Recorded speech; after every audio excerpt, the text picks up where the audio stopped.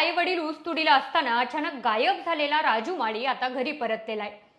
7 वर्षांची वाट पाहिल्यानंतर आई वडिलांनी डोळ्यासमोर वाढलेला मुलगा पुन्हा एकदा पाहिला, पण तो अचानक गायब का झाला? एवढी वर्ष तो कुठे होता आणि अखेर त्याचा शोध कसा लागला? या सगळ्या प्रश्नांची उत्तरे शोधून काढत बीड पोलिसांनी एका कुटुंबाला पुन्हा एकत्र आणले। ही कथा आहे एका हरवलेल्या मुलाची आणि त्याला शोधून काढणाऱ्या एका कर्तव्यदक्ष पोलीस अधिकाऱ्यांची।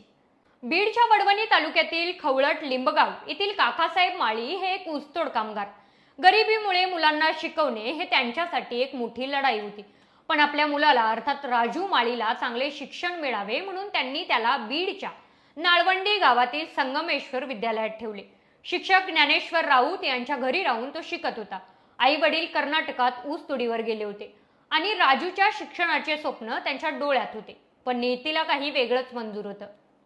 आपल्या नशिबात निदान चांगलं शिक्षण नाही, आपल्या मुलांच्या नशिबात तरी असावं, हीच एक आशा घेऊन ते स्वतःचे घर सोडून ऊसतोडीसाठी परक्या राज्यात स्थलांतर झाले होते। माती आणि घामाच्या या जीवनात मुलाच्या शिक्षणाचे स्वप्न हीच त्यांची एकमेव ऊर्जा होती, पण नियतीच्या एका आघाताने त्यांच्या आयुष्यातील सर्व आशा धुसर झाल्या। 2017 साली एक दिवस शिक्षक घरी नसताना राजू कोणालाही न सांगता निघून गेला। आई वडिलांना ही बातमी कळताच त्यांच्या पायाखालची जमीनच सरकली। त्यांनी ऊसतोड सोडून गावी धाव घेतली आणि मुलाचा शोध सुरू केला। प्रत्येक गावात, प्रत्येक मित्राकडे आणि प्रत्येक नात्यामध्ये त्यांनी राजूचा शोध घेतला, पण तो काही सापडला नाही। प्रत्येक दिवस, प्रत्येक रात्र त्यांच्या डोळ्यात फक्त राजूचा चेहरा दिसत होता। राजू जिवंत असेल का या विचाराने त्यांचे मन विहळत होते। 7 वर्ष उलटून गेली आणि 2023 मध्ये त्यांनी हताश होऊन पिंपळनेर पोलीस ठाण्यात राजू हरवल्याची तक्रार दिली, पण तरीही त्याचा पत्ता लागला नाही। जेव्हा सर्व आशा संपल्या होत्या तेव्हा या प्रकरणाचा तपास PSI पल्लवी जाधव यांच्याकडे आला। त्यांनी या प्रकरणाला केवळ एक फाईल न मानता एका आई वडिलांच्या व्यथेची कहाणी मांडली आणि LCB टीमच्या मदतीने त्यांनी राजूचा शोध सुरू केला आणि अखेर अनेक प्रयत्नानंतर त्याला पुण्यातून शोधून काढले आणि तो दिवस उगवला।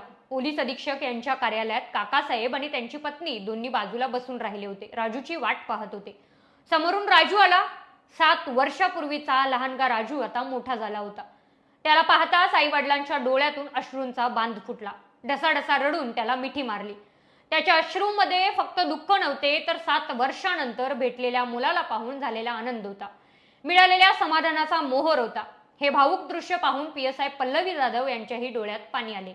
एक पोलीस अधिकाऱ्याने केवळ आपले कर्तव्य बजावले नाही, तर माणुसकीचे आणि सहानुभूतीचे एक मोठे उदाहरणही घालून दिले।